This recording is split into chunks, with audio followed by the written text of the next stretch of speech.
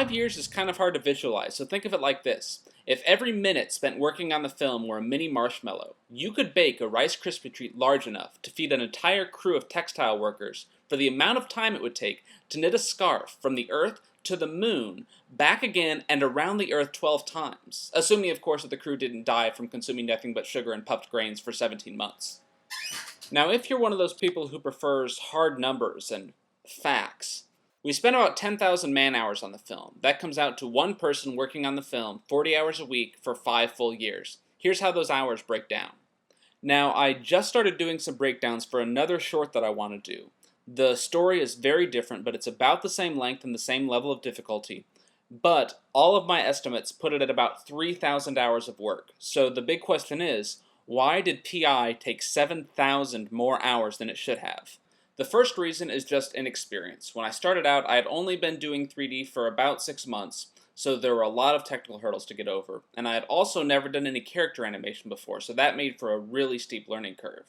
The next big thing that ate up a lot of time is that I decided to make my main character human. And that's because we know human movement so well that we're really sensitive to little details. Just as an example, here are 2 shots that I animated back to back. The Pigeon shot took about 12 hours, but the shot with Walter took 48, which is 4 times longer just because of that difficulty of doing humans. So try to avoid it if at all possible. If your story requires that it has to be human, try making them really caricatured with stylized proportions. The further away from realistic the humans are, the easier they'll be to animate.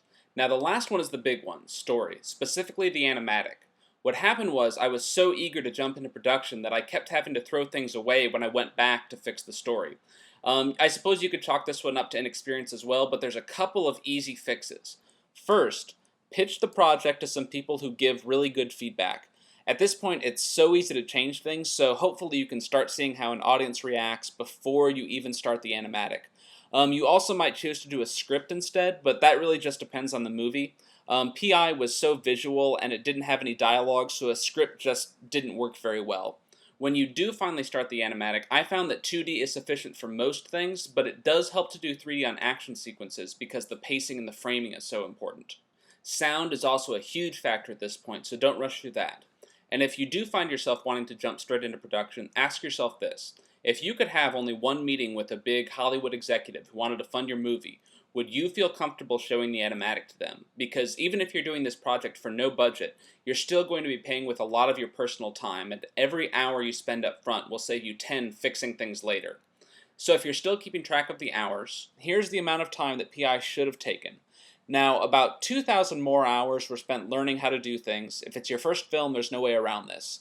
But add another 1,000 to the tab because I chose to do human characters, and then another 4,000 hours, that's 2 full-time years, because I kept jumping into production before the story was ready to go.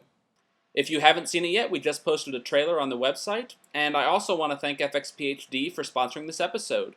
We're currently about halfway through the April term, but you can still sign up for my XSI 202 course, and there's a ton of other great courses this term, so I hope to see you there.